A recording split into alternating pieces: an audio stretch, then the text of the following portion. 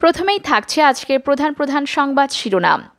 তুই আমার সংসার শেষ করেছিস, যেসব বলে সোশ্যাল মিডিয়ায় ঝড় তোলেন মুফতি ইব্রাহিম।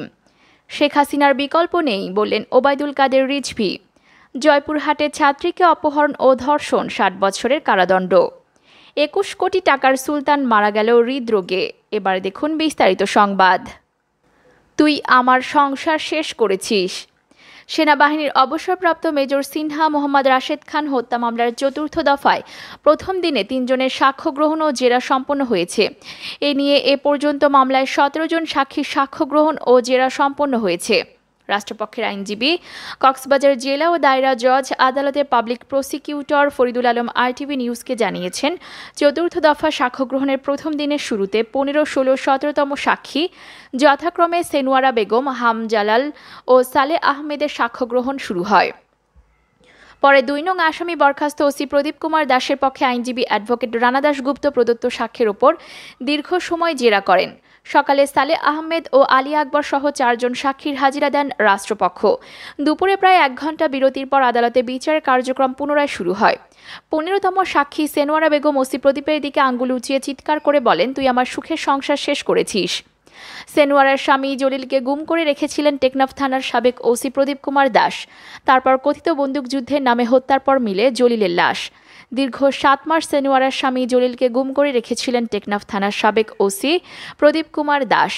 উল্লেখ্য, গত বছর ৩১শে জুলাই রাতে কক্সবাজার টেকনাফ মেইন ড্রাইভ সড়কের টেকনাফ উপজেলার বাহারছড়া ইউনিয়নের শামলাপুর চেকপোস্টে পুলিশের গুলিতে নিহত হন সেনাবাহিনীর অবসরপ্রাপ্ত মেজর সিনহা মোহাম্মদ রাশেদ খান।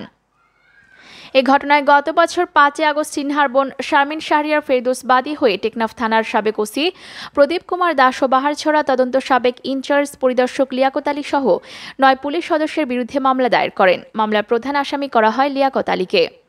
২০২০ সালের ১৩ ডিসেম্বর ওসি প্রদীপ কুমার দাস সহ ১৫ জনকে অভিযুক্ত করে আদালতে অভিযোগপত্র দেন তদন্তকারী কর্মকর্তা ও র্যাব ১৫ কক্সবাজারের সিনিয়র সহকারী পুলিশ সুপার মোহাম্মদ খায়রুল ইসলাম। আসামিদের মধ্যে পুলিশের ৯ জন সদস্য রয়েছেন। তারা হলেন বরখাস্ত হওয়া ওসি প্রদীপ কুমার দাস, পরিদর্শক লিয়াকত আলী, কনস্টেবল রুবেল শর্মা, এসআই নন্দদুলাল রক্ষিত, কনস্টেবল শাফানুল করিম, কামাল হোসেন, আবদুল্লাহ আল মামুন, এএসআই লিটন মিয়া, কনস্টেবল সাগর দেবনাথ। এদিকে যেসব বলে সোশ্যাল মিডিয়ায় ঝড় তোলেন মুফতি ইব্রাহিম। ওয়াজ নসিহতের নামে উল্টাপাল্টা ভুল তথ্য ছড়ানোর অভিযোগে মুফতি কাজী ইব্রাহিমকে আটক করেছেন ঢাকা মহানগর গোয়েন্দা পুলিশ ডিবি। মঙ্গলবার ২৮শে সেপ্টেম্বর ভোরে রাজধানী মোহাম্মদপুরের জাকির হোসেন রোড থেকে তাকে আটক করা হয়। ডিএমপির সাইবার অ্যান্ড স্পেশাল ক্রাইম ও ডিবি উত্তরের যুগ্ম কমিশনার মোহাম্মদ হারুনুর রশিদ জানিয়েছেন, বিভিন্ন মাধ্যমে বাংলাদেশের মানুষকে হিন্দুস্তানের দালাল ও রয়ের এজেন্ট কেন বলছেন তা জানতে মুফতি ইব্রাহিমকে জিজ্ঞাসাবাদের জন্য ঢাকা মহানগর গোয়েন্দা পুলিশের হেফাজতে নেওয়া হয়েছে। জিজ্ঞাসাবাদে যদি মুফতি ইব্রাহিম সন্তোষজনক বক্তব্য দিতে না পারেন তাহলে মামলা হবে এবং তার বিরুদ্ধে আইনানুগ ব্যবস্থা নেওয়া হবে। কে মুফতি ইব্রাহিম? এক গণমাধ্যমকে তিনি জানিয়েছিলেন, তিনি একজন কিতাবী মানুষ। তার দাদা ছিলেন নোয়াখালীর আলিয়া মাদ্রাসার প্রতিষ্ঠাতা প্রিন্সিপাল, কলকাতা আলিয়ার বড় ডিগ্রিধারী। হাটহাজারী মাদ্রাসার উৎপত্তি হয়েছে তার নানাকে দিয়ে। তার নানা সারা জীবন হাটহাজারী মাদ্রাসার মজলিসে শুরা সদস্য ছিলেন। তার মামা লালবাগ মাদ্রাসার মুফতি ছিলেন। বঙ্গবন্ধু স্বাধীনতা পরবর্তী সময় তার মামাকে নিয়ে এসে বাইতুল মোকাররম মসজিদের খতিব হিসেবে নিয়োগ দেন। স্বাধীন বাংলার বাইতুল মোকাররমের প্রথম খতিব তিনি। আমরণ খতিব ছিলেন বাইতুল মোকাররমে। তিনি জানান, তার নিজের গড়া মাদ্রাসায় সময় দেন। গাজীপুরের একটা মাদ্রাসা আছে, দক্ষিণখানে নির্মাণাধীন মাদ্রাসা রয়েছে। তার ইংলিশ মিডিয়াম স্কুল আছে ৩টা শাখা। তার যেসব বক্তব্যে তুমুল বিতর্ক তৈরি হয়, বেশ কয়েকটি সোশ্যাল মিডিয়া আলোচিত হয়, সেসব মুফতি ইব্রাহিম বিভিন্ন সভা ও ওয়াজ মাহফিলে বলেছিলেন। একটি গণমাধ্যমের সঙ্গে আলাপকালে তিনি একই কথা বলেন। মুফতি ইব্রাহিমের বিতর্কিত সেই বিষয়গুলো তুলে ধরা হলো। করোনা ভাইরাসের সংক্রমণ ও ইতালির মামুন মারুফ ইতালিতে থাকেন। সে বাঙালি কিন্তু ইতালি প্রবাসী। আমি তো তাকে চিনি না। আমার ভক্ত আছে এদেশে ১০ থেকে ১৫ কোটি। আমি ২০ বছর ধরে মিডিয়াতে কাজ করি। বিটিভি সহ দেশের প্রায় সব টেলিভিশনে কথা বলেছি। সে কারণে বাংলাদেশের প্রায় সব মানুষই আমাকে চেনে, মামুনও চেনে। মামুন আমার ফোন নাম্বার জোগাড় করেছে বহু কষ্টে। আমি তো সবার ফোন ধরি না। পরে আমার পিএস সাহেবকে দিয়ে বহু কষ্টে আমার সাথে যোগাযোগ করেছে। ফেব্রুয়ারি নাগাদ সে স্বপ্নে দেখেছে করোনা ভাইরাস তাকে নানান কথা বলছে। আমরা তো স্বপ্নের কথা বুঝতে পারি সেটা মেকি বানোয়াট না আর্টিফিশিয়াল। তার স্বপ্নটা শুনে মনে হলো সে সাদামাটা টাইপের একটা ছেলে। তার স্বপ্নটা সত্য হওয়ার সম্ভাবনাই আমার কাছে 99% মনে হলো। আমি দেখলাম এতে খারাপ কিছু নাই। স্বপ্নকে সামনে রেখে জাতিকে যদি সতর্ক করা যায় তাহলে এতে তো ক্ষতির কিছু নাই। আমরা তো ভালো যে মানুষকে আগেভাগে ইনফর্ম করছি। যখন কিয়ামত ঘনিয়ে আসবে মুমিনের স্বপ্ন মিথ্যা হবে না। স্বপ্ন যে কোনো মানুষকেই দেখতে পারে, সে মুমিন হোক বা না হোক। Q⁻7+6 = 13 সূত্র। এটা একটা জটিল বিষয়। এইটার আলোকেও মামুন চেষ্টা করতেছে কোনো ভ্যাকসিন আবিষ্কার করা যায় কিনা। এক মানে আল্লাহ এক আল্লাহর প্রতি ফেইথ থাকতে হবে। ফেইথ যদি না থাকে, ইমান যদি না থাকে তাহলে কোনো কিছুই কাজে আসবে না। অর্থাৎ সৃষ্টিকর্তার প্রতি অবিচল থাকতে হবে। কিউ মানে কোরআন। Q7 হলো কোরআনের সূরা ফাতিহার 7টি আয়াত। এই 7টি আয়াত তো এমনি শেফা। 7বার সূরা ফাতিহা পড়লে যে কোনো রোগ ব্যাধি থেকে এমনিতেই মুক্তি আসে। এটা বিশাল একটা সূত্র। এর অনেক ব্যাখ্যা আছে। আমাকে সে কথাগুলো বলেছে তা প্রত্যেকটা সায়েন্টিফিক বলে মনে হয়েছে। আমরা তো ওষুধ কোম্পানিও না, সেটা বানানোর মতো ক্ষমতাও নাই। সে যদি পারে ব্যক্তিগতভাবে তাহলে উপকার করার চেষ্টা করবে, এই আর কি।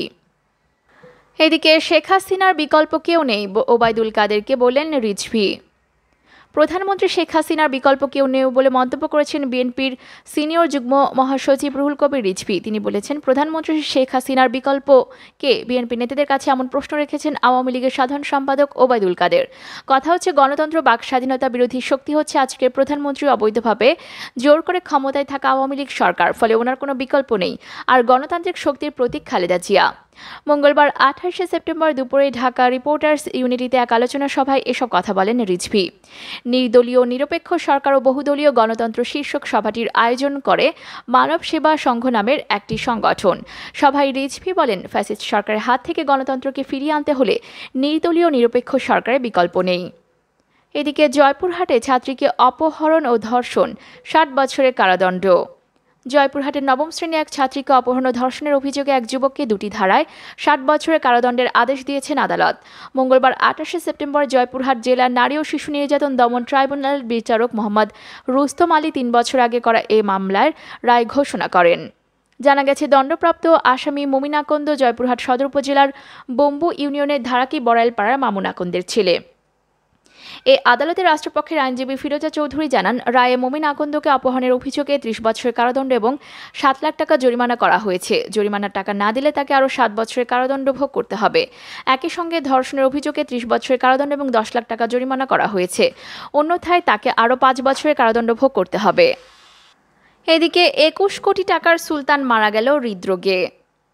দাম ছিল 21 কোটি টাকা। ভারতের হরিয়ানা রাজ্যের সুলতান নামের সেই মহিষটি হৃদরোগে আক্রান্ত হয়ে মারা গেছে। প্রতিদিন তার খাবারের তালিকায় ছিল দুধ, ঘি। রোজ সন্ধ্যায় চলত সুরাপানও। সম্প্রতি হৃদরোগে আক্রান্ত হয়ে মৃত্যু হয়েছে সুলতানের। পুরো নাম সুলতান ঝোটে। হরিয়ানার এই মহিষটি সংবাদের শিরোনামে এসেছিল তার দামের জন্যই। দাম উঠেছিল 21 কোটি রুপি।